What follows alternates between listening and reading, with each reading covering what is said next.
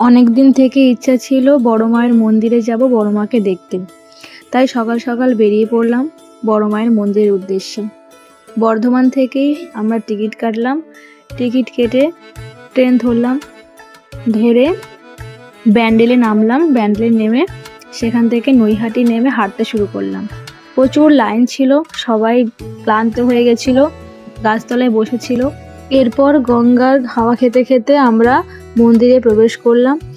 মন্দিরে গিয়ে এত ভালো লাগছিল, সেটা আর বলার মতো নয়। মাকে দেখার ইচ্ছা আমার অনেক দিন থেকেই ছিল। অবশেষে মা সেই ইচ্ছা পূরণ করলেন। আমি পৌঁছে গেলাম মায়ের কাছে মাকে দেখতে।